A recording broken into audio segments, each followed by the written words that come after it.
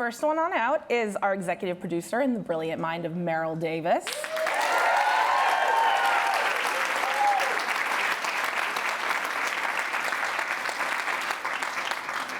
The man who made it all happen, creator and executive producer Ron Moore.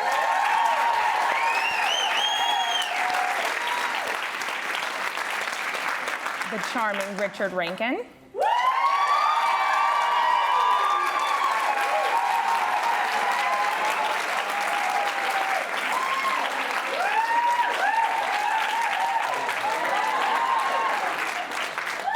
We paid them to do that. The fantastic Sophie Skelton.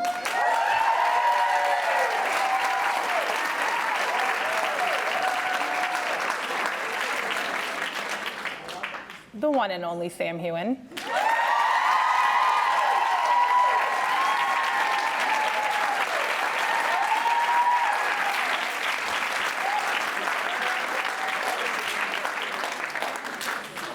And the woman who needs no introduction, Katrina Balfe.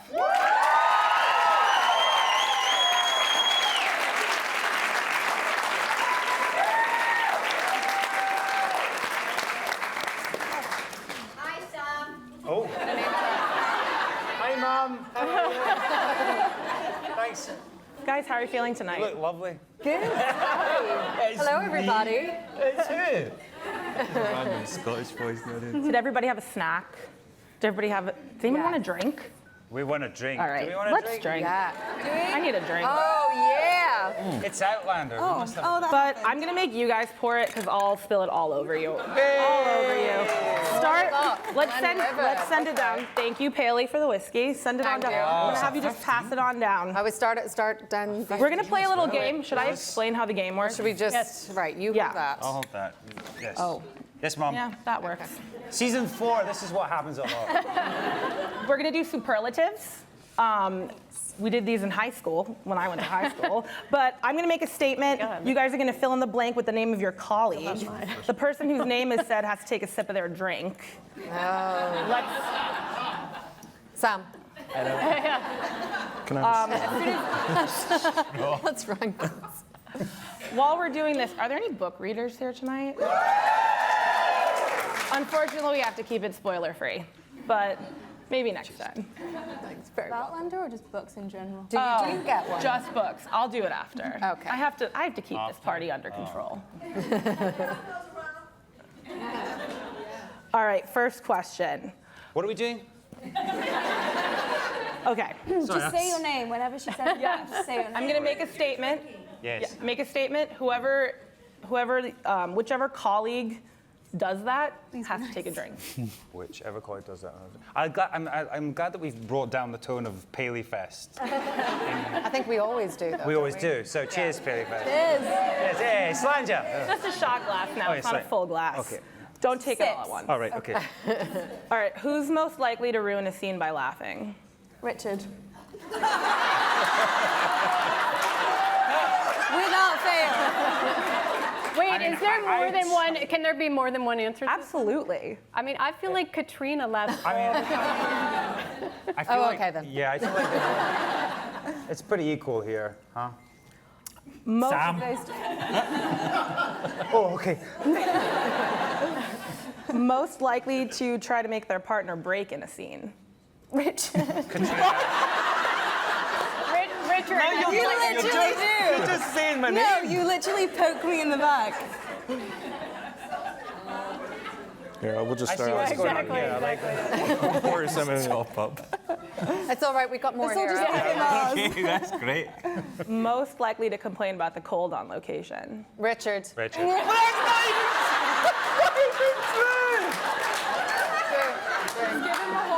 I'm being bullied here. I'm being bullied here. Just drink. Do you want to give me the glass and you just have this? I see have enough a trend. Wow. Simmer down now. There's an offer. Most likely to sneak a shot into their coffee. Richard. That's not. That That would be Sam. Come on. Come on. No. Do we have to cancel the game? No. Because of Richard? I know, I feel a little bad for Richard. I feel like some people might not be telling the truth. Meryl, you have to one was- take one The for the first team, two were Meryl. absolutely true. Would Yeah, you I'll like get some it more out, drink? You better fill that one up you like before some you more? carry on, Richard. Yep. Can you fill your own? I Most don't likely to trust fall myself. asleep on set or in their office. That'd be Sam. Sam. Who's the worst secret keeper / spoiler revealer? Ron Moore. Yeah.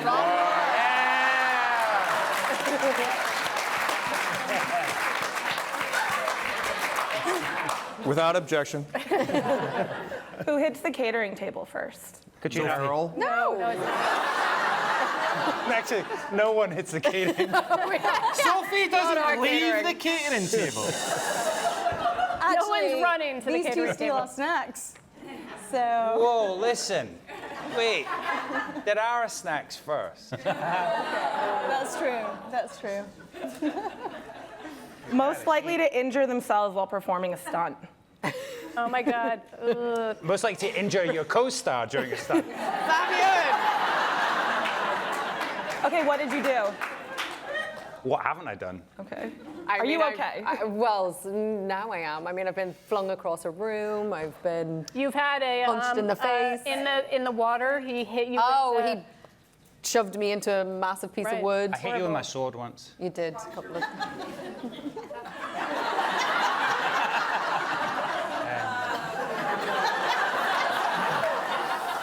Thank you, Keep Kaylee. dreaming, baby. Keep dreaming.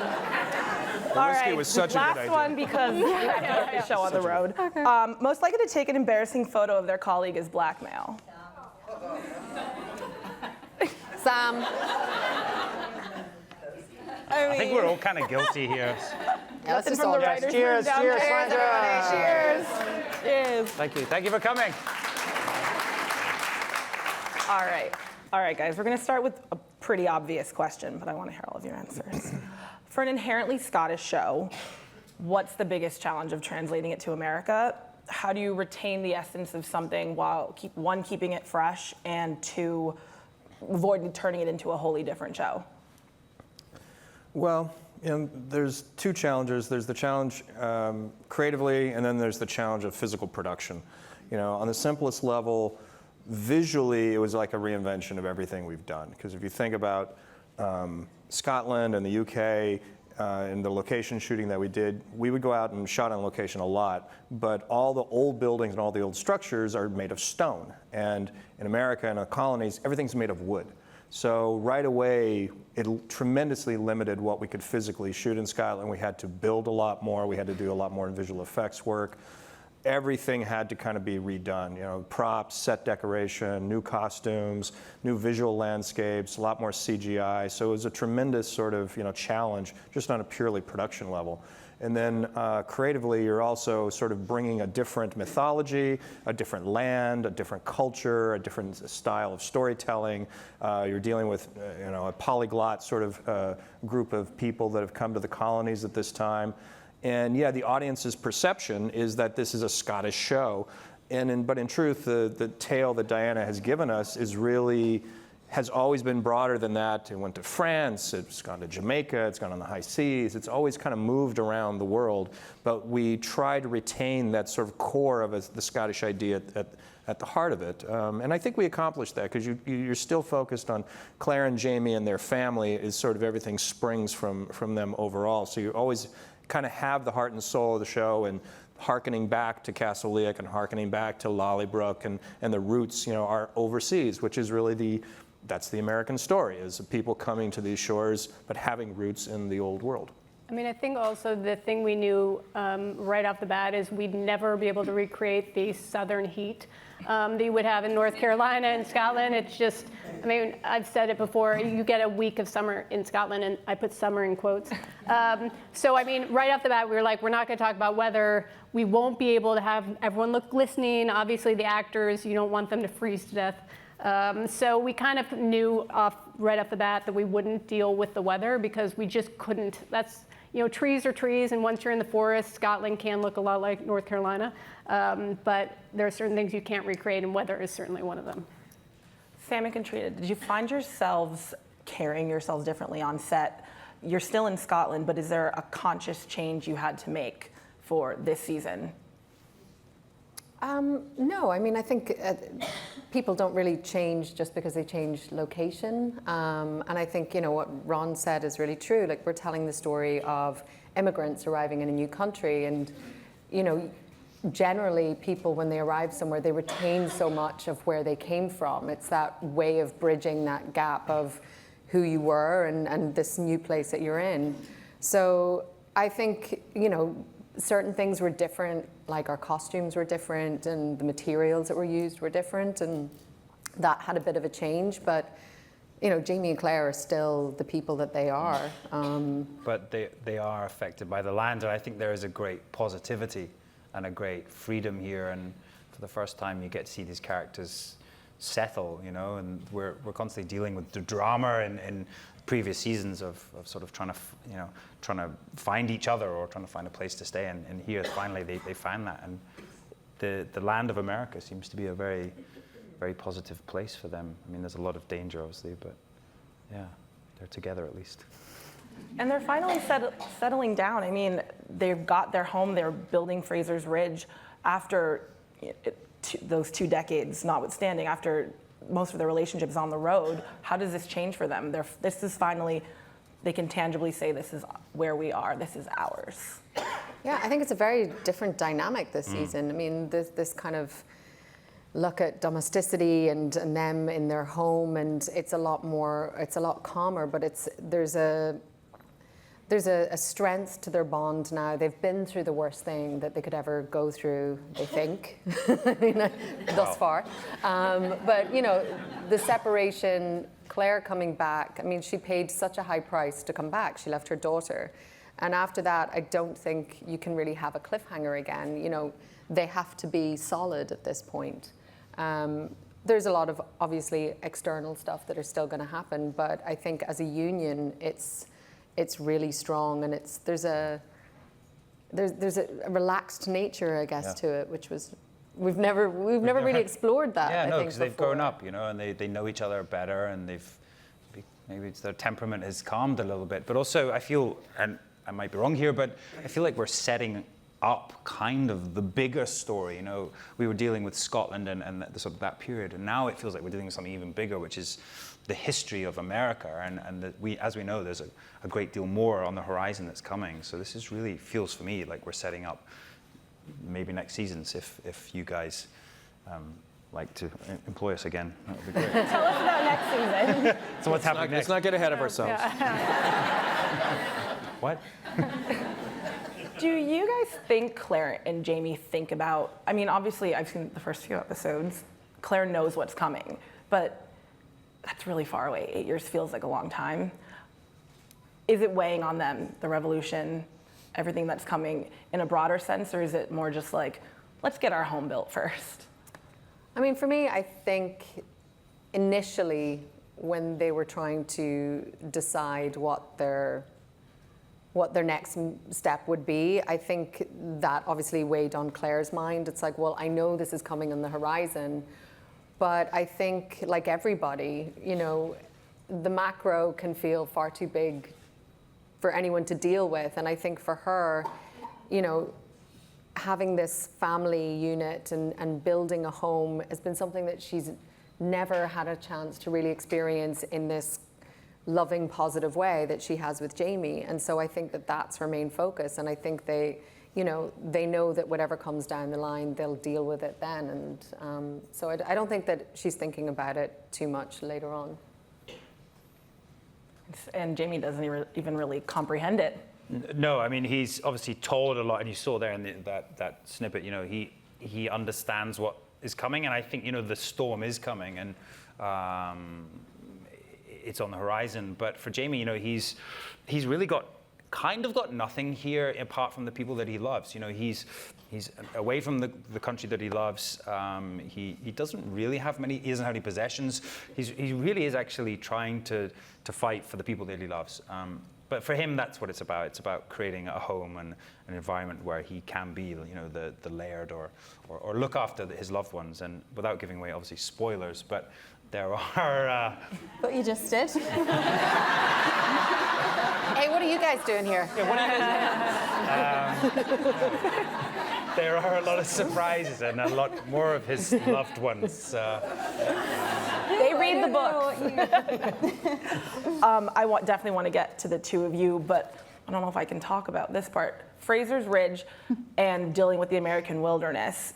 Is it a more physical season? I mean, the last time we saw you were getting the hell beat out of you off the Atlantic Ocean somewhere. Is it any different? You shot a gun? I mean, I shot a gun before. No. Claire, does people forget things? That was like, even when we were talking about that scene, people were like, "Oh, we need to show you how to shoot the gun. Are you going to be okay to shoot a gun?" I was like, Claire and Jenny got on some horses with some guns. You know.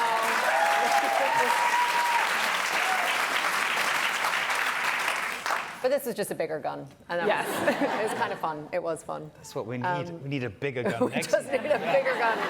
Next season is going to be an Uzi. They're going to run out of room in the armory. Is it more physical? I don't know that it's. I think the show's always been really physical. I mean, we definitely shot outside a lot more this season, I feel. Yeah. I don't know, maybe that's And it just was a perception a thing. pretty bad winter. I mean, we talk about the weather all the time, but it was pretty bad. And yeah, we were, because we were establishing Fraser's Ridge, and for them, there's nothing there. It is the wilderness, and there's, nature's pretty dangerous, but also everything around them. But actually, the whole of the season, it really is amazing to watch this settlement grow, and it's been, by the end of the season, to see Fraser's Ridge really established and become this settlement. Heard rumors of a bear. Meryl was laughing. There may be a bear. Maybe some fish. Yes. Oh yeah, maybe. Though maybe not in the way you think. Sorry. I'll stop. Jamie's, yeah. I can see season 4 summarised now. And maybe there's a Nature is fish. dangerous. Nature's dangerous. There you go.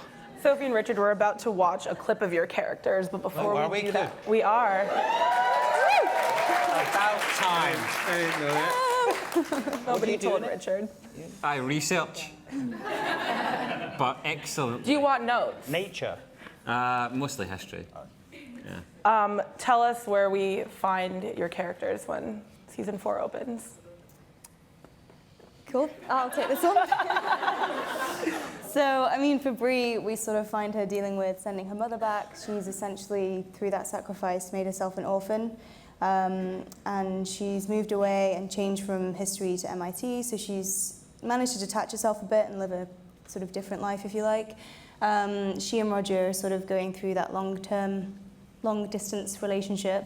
But I think for Bree, there's a line in the book where Bree says that she's known a marriage made of love and one made of obligation, and she knows which one she does and doesn't want. And I think that's very much Bree's mindset from the beginning of this. Roger's quite a forward, shall we say, person in a relationship, and I think for Bree, that's something that... Is he forward? Just traditional. I mean, you could argue either or. I would say traditional. Let's not Like, relive he this has fight on traditional stage right now. homely values, which Rihanna kind of like brushes against. Values which will... Relationships, complicated things. This is why Values the which show he'll takes only 10 months to hold. shoot. A young love, huh? Yeah. Who, what, sorry? Obviously. Whose side are you on? Do you want to come to It was the 60s. Wait a minute, you kissed him. Just on the I don't know what she's talking about. Let's roll the clip.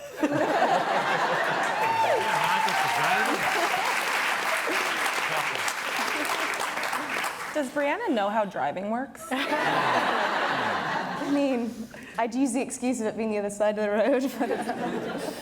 How many times did that scene take with those words? Coxidinius? It wasn't so much the language, it was more the placement of the ketchup. Yeah, that was very difficult. It was like, how do we sell the fact that Roger's got ketchup? Like, Because you see, when Richard eats chips with ketchup, he gets it everywhere. So it was narrowing it down. Turns out Roger's much more precise about where the ketchup goes. Balls. I have to talk about another trailer that shows Brie going near a couple stones. Some what? You tell me. What? Yeah. Why would you do that? Just don't touch them. 'Cause you know your mum has a thing about But touching stones. stones. It never ends well. Frank's voice. Can we talk about that? Can we? What? Tell me more. It's just in Brie's head, right? Yeah, it's just something in Brie's head. It was just something we thought at that moment would work, but I don't think we can really talk about. Hard to say. But, but you are correct. Good. I didn't make it up. So we meet a whole new cast of characters this season, particularly one Stephen Bonnet. Who's laughing? Behind you. Okay. What is the challenge of bringing?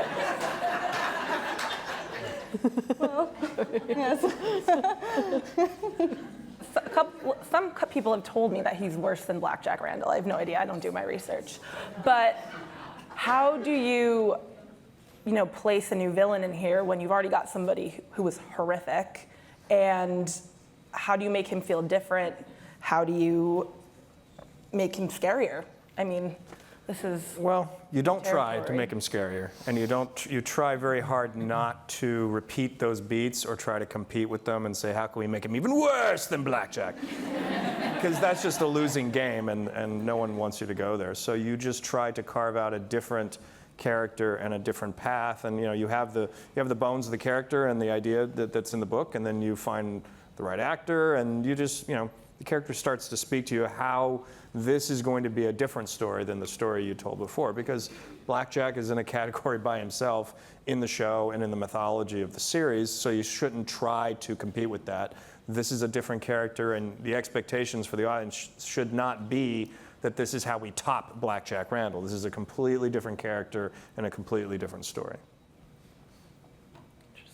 Anybody have anything else to add there? I'd just say that Ed Spielers, Ed's or sorry, I say Spiliers. Spillers. Spilliers. Well, if you want to say it with an accent, but it's Spiliers, I think. Spillers. He says it's like that. It's Spielers, but he's wonderful. He's Yeah, he is without great. giving away too much, but he's incredible and really went for it. And I think did an amazing job in Yeah. this. We don't like him, but he's good. Did you haze him on his first day of set? We bullied him. Mercilessly. Yeah, he deserves it. But It was the Irish accent, I think. yeah, Oh, is that a spoiler? That's not a spoiler. Another character is Aunt Yocasta. spoiler. Did I pronounce her name right? Jocasta. Sorry, I heard it in my head, Yocasta, when I was reading it. Let's talk about her introduction. This is Jamie's real family in America, but she's incredibly complicated, and she and Claire are gonna butt heads a little bit. I kind of want to get everyone's opinion on this. What does she mean? What does her introduction to the story mean? For Jamie, it's just an incredible moment. I think to see someone that is, the last member of his, close family, someone that looks, sounds like his mother, and for him, it's a really touching moment and a really important moment. His family for him is really strong, and so it's a lifeline, in America, and she does offer him, without talking about too many spoilers here, but she gives him a place where he feels at home. I'm trying not to say too much, but yeah. They literally arrive at her house. They arrive at her house. Okay, but it's for him. It's a really wonderful moment, and to be surrounded again by family and to introduce his new family to her. Yes. However, I think for Claire, it's quite complicated. I think initially when she sees how emotional Jamie is at seeing Jocasta and what that means to him Obviously, she goes in there wanting to have a good relationship with her and wanting the best, but you know, I think the fact that Jocasta has a plantation is very difficult for Claire. I think seeing slavery firsthand, seeing it up close it's very difficult for Claire to get past that. And I think that just creates this wall between her and Jocasta that can never really be bridged, because they're just from two different times and they'll never understand each other's perspective. And that's quite difficult, because in many respects, Jocasta would be the solution to a lot of problems, but I think Claire just can't get past that at all. So That's what we do with Outlander, you know. We do, and have done it in past seasons, you know, show like the, you know, Jamie's time and the traditions and the social and moral codes, and then we see it through the eyes of, you know, a modern woman. And I think it's interesting that eventually, you know, Jamie gets to see, you know, her side of the situation, and realize that this is, you know, actually a poisoned apple, or you know, a bad place for him. But I'm trying not to give away too much. I put a call out on Twitter ahead of this panel to, asking for questions from the fans, and a lot of our book readers said, you know, this season goes into a lot of very timely topics. You have racism, you have xenophobia, you have natives' rights. Meryl and Ron, how do you approach these topics that are so incendiary even today, making sure you are, you know, condemning past actions while also being truthful to a period of time? Well, you really try to play the story as truthfully as you can, you know, and the show is not a platform to go and make big statements. The show is a story, and it's a story about these people and these characters and different times and different mores. And so you try to tell the story in the most truthful way that it is, and not to gloss over it, and not to romanticize it, and not to, at the same time, to be strident and make judgments from the 21st century about it. You're trying to sort of look at it, but the focus of the show is not about the politics of the time or the statements of the time. You're trying to tell the story of Jamie and Claire and Roger and Brianna and all the characters. And as they move through this, how would these characters react to that situation? What is Claire's reaction to walking into a plantation? What is Jamie's reaction to walking into a plantation? Who is Jocasta? How does she live there? How does she, you know, run this place, and why? And to try to go at it from the interior of the characters' point of views, and not the exterior about, well, let's talk about this world, and let's talk about why they were doing this and what we think about this today. Let's try to be interior and move outward. Yeah, not a lot to add because it's a pretty complete answer. But I mean, obviously, Claire is kind of our way into that world, and seeing obviously how we feel about that. But as Ron said, I think it's important not to hang a lantern on anything. We're trying to depict it as it really was, and not say, we think this is bad, because slavery is bad. We don't need to tell people that it is. And you know, someone like Jocasta doesn't see, it's not that she sees slavery as bad or good, it's just her way of life, and that's how she views it, and she doesn't know anything differently. And so it's important to show that that is her reality. And obviously Claire comes in, and her reality is, this is a horrible situation, and how can you do this? But for a Jocasta, that's just the way things are done, and she does not see that as being bad or good, and she thinks she's doing right by people. So I think, as Ron said, you just have to show it, hopefully, as it was, and the audience brings to it their expectations and judgments and realities of it. And I think it's fair to say as well that Maria Doyle Kennedy does an amazing job as Aunt Jocasta. Yes. You're gonna, She's so good. you're gonna love her. She's, and also she's a Mackenzie as well, so And a Frasier. you can't trust them. No. And a Fraser. Oh, she's not a Frasier, actually. Marilyn, Ron, you employed Canadian First Nation actors to play Cherokee and Mohawk natives. Can you talk about that process a little bit? Did they bring any of their own history or, you know, experiences to set? Yeah, it was a tricky situation that obviously, ideally, we would have brought actors and background actors from the United States, but due to SAG rules, since we're non-SAG, that wasn't a possibility. But it was very important to us that we bring Indigenous people to play those roles and not bring white people to play those roles, as sometimes it's done in history. And so we went to Canada where we didn't have the union rules and brought over 100 plus First Nation actors. And it was amazing. I mean, certainly I can't talk too much about some of the things because it's a little farther down, but it was both an honor for us on the crew to work with people who taught us more about their culture. And Matt Roberts, who's one of our producers, went and met with one of the Cherokee leaders early on in the process to talk about the stories and make sure we were doing things the right way. And we had many people who instructed us on both the language and the cultural aspects. And for us, it was a huge learning experience. And I hope there's certain things we do in the show that we're trying to depict certain stories in certain ways, but I hope we were sensitive in some ways and depicted that culture in a way that we did right by people, but still told Diana's story, because it's very difficult because you're telling certain things the way she does it and kind of have to stay true to those stories as well. But it was an amazing experience for all of us, and I think certainly later on in the season, we just had some amazing experiences. Amazing. Can't wait to see the end of the season. All right, last one before we start audience questions. This is for everyone. Meryl, we can start with you and make our way down the line. Just on a personal level, what's the one thing that changed the most for you going into season 4 that differs from past seasons? It could be the way you approach something, a challenge you wanted to meet with your character, a challenge you wanted to meet with a script, anything that stands out to you. Oh, that's a hard question. I don't want to go first. Sorry. I feel like everyone goes, oh, is this season harder or easier than the last season? I got to be honest, every season is harder than the last season. We think, oh, that season was so tough, but France, so hard, but this season's going to be so easy.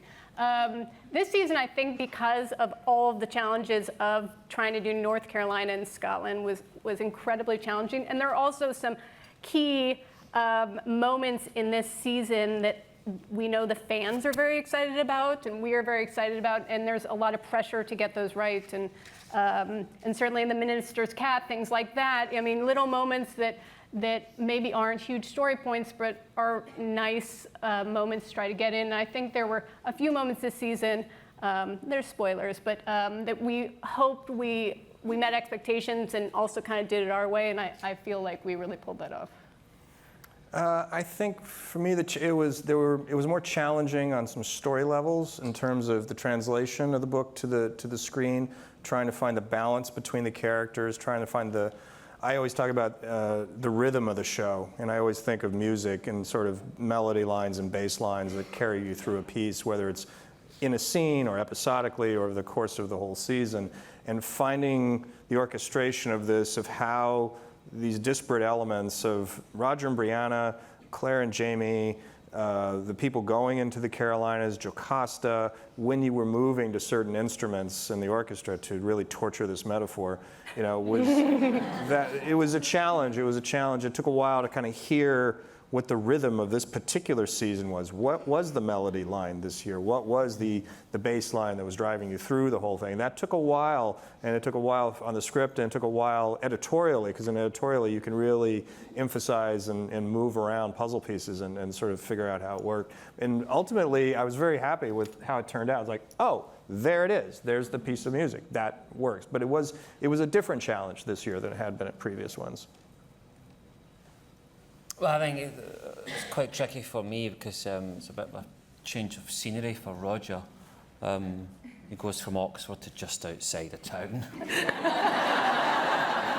Somewhere. Now, there are various challenges with that, logistically, like moving all your shit, like getting to just outside of town can be trickier than you might think.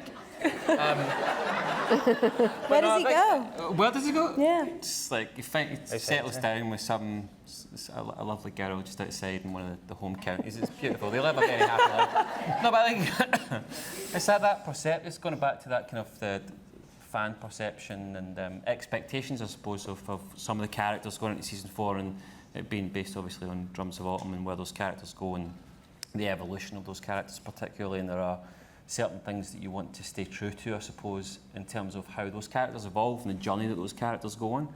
So for me particularly, I know that Roger's stuff's all going to be based in libraries and researching and all that kind of thing. But I suppose it's you know, keeping in mind that there are going to be, you know, things that people are looking forward to, expectations, changes, I suppose, changes to the character and how they evolve and how they move along on their journey and how they are different at the end of that, I suppose, for me was something that, you know, I kept in mind particularly through shooting season 4, and hopefully I stayed on track with that, but we'll see. Yeah, I mean, a similar thing in that I can't really say too much of Bree's story from this season, but in terms of one of the biggest challenges, I think for me was just, from a research point of view, Brianna, she goes through quite a lot this season, and I wanted to make sure that I did enough research to play what she goes through and sort of the aftermath of what she goes through in a way that does justice to people who've been through a similar thing. So I suppose that was one of the biggest challenges, just putting yourself in that headspace. That's, yeah. Me, it was, this feels like Jamie's a lot of experience now, and certainly this season, I think you see, you know, elements of every season. You know, you see the young warrior, but you see, you know, the leader of men and the politician, and he's drawing on all that experience. And actually, towards the middle of it, he becomes on the front foot. You know, it feels like last season's he's always trying to catch up to things and save his wife from something, but Or vice versa. or vice versa. But no, it feels, you know, like he does for a moment at least get into this place where he's drawing on his experience and really becoming, you know, the laird that he wanted to be, I think, in a way. But it's Outlander, so things go wrong quite quickly. I think for me, I definitely feel like this is, or I got to explore a completely different side of Claire that I don't think that I've had the opportunity to explore before. Given that they are setting up home, that it's a quieter part of their lives, it's a much more nurturing side to her, and it's not, you know, we've sort of done more career-driven Claire, and I think Claire has been more on the front foot before, and this was an opportunity to explore this other side of her, which, you know, I think was really interesting, and it gave me a really new challenge, and that's kind of great after having already done 3 seasons to go into a new season and be like, oh, this is a side of her that actually I probably haven't considered enough before, and yeah, it was nice to be able to examine that. Awesome. Okay, we're gonna do a couple audience questions. From Deb. Hi, Deb. Pickle Pin Gal from Pittsburgh. Who? There she is. Don't know her at all. There she is. Hi, Deb. Yins are good. Did you ever find that a certain prop or costume helped you get into character for a difficult scene? What's the question? The gun. I had a scene with a gun and it was great.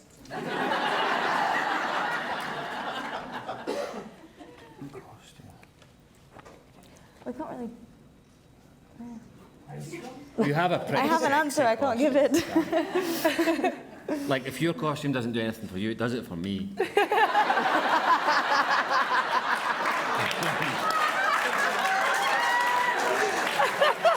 I'm not joking. Like, Do you guys want me to?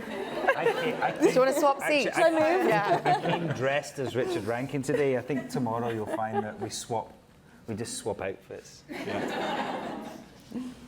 What was the question? Is there a certain prop that helps you get in? Or costume? Oh, a prop. No. I can't think of one, I'm sorry. What? Nothing where that you built that whole cabin with your bare hands and not one of those props? No, Wait, I mean, was that a yes, no, it spoiler? is. No, Sorry. I haven't really thought about it. A prop. Oh, God, help me out here. Let's move on. I'll think move about on. that one. Richard and Sophie, do you have anything to say about that question? Prop. I really do, but You can talk around it. You don't have to say I what. hear that Jamie's quite good with bindings. I mean, just generally. Generally. Generally, yeah. Yeah. I hear he's great at tying people to horses. It's just word on the street. So Just you're rumors. he's good with rope. Couldn't possibly say anything. Carol wants to know how much research you did into early American history. I assume that was for the actors, not the I was curious. Yeah, Sam, how much research did you do? A lot. I mean, the fundamental research was done by Diana. Really. Yes. So you have that as a foundation, but in addition to that, the writers individually and as a group did their own research. Then we also had historical consultants. We had Native American consultants. I mean, but that's been a part of the show from the beginning. We've always kind of started with what Diana gave us. Writers in their individual episodes would go off and obsessively research particular things in their episode. Talking about you, Tony Graffia. And then we would also hire outside consultants that we would literally call up and say, hey, does this really happen? Or how did this work? Or then they would read scripts and vet them and send us notes, and it's an ongoing process. So there's a lot of, and all the individual departments do research, costume department does its own research, art department does its own research. There's a tremendous amount of digging through old books and trying to find things, and a lot of time on Wikipedia, I'm sure. And also, there's actually, just for Jamie's side, that I think I think he sees a lot of similarities in his culture and the Native American culture, and I think there's a respect there. There's this warrior culture, and I think obviously he comes from a place where he has absolutely no understanding, like myself. But no, there definitely is a real similarity there, and I think there's an understanding between him eventually, without giving away spoilers. But there is some sort of understanding, ultimately. All right, It's a long journey. Last question, because this is like the most important question of the night. Tell us about working with Rollo. Rollo's I adore that dog. Rollo's a complete CG creation, so don't get that. Yes. He doesn't actually exist. It's actually John Bell in a suit. I will say the one secret about Rollo is, we searched far and wide. This was a big priority for us, obviously, in season 3 of the search for Rollo and doing it early, because you obviously have to get this dog as a puppy so you can train this dog, and etc. Find a dog that looks like a wolf, and we got 2 of the sweetest dogs in history that wouldn't harm a fly, don't like to bark, like to sleep. Our Rollo, whose name is McDew, we call him Dewey, he sleeps all the time. It's very hard to get him to act ferocious. When he's not eating horse dung. Yeah, well, there you go. It's true. It's one of his favorite treats. I feel like Sitting in he's post, and it's like, Rollo's supposed to growl at somebody. We had a scene where he's supposed to bark at a door, and his trainer was on the other side of the door with a squeaky toy, so all you can hear is, Dewey, Dewey. And you're supposed to be in the scene, like, very, scared, and all of that's going on. You're just, Our AD team hates Rollo, I've got to be honest, because the number of times Rollo's supposed to go that way and he goes that way. So he sleeps. Training is, it's a loose term. He sleeps a lot. He eats a lot. I feel, and doesn't know what he's doing. I feel like he's learned a lot. Who's more likely He'll to fit ruin in. a scene, Dewey or Richard? Dewey. Even Richard ruin can. scenes. Break a scene by laughing or causing a commotion. I think you've got the wrong impression of me. I mean, I think your co-stars have I the wrong bring scenes impression to of life, you. not ruin. All right, Isn't that right? No one is jumping to your defense right now. All right, we're all out of time, you guys, but thank you so much for coming. This is really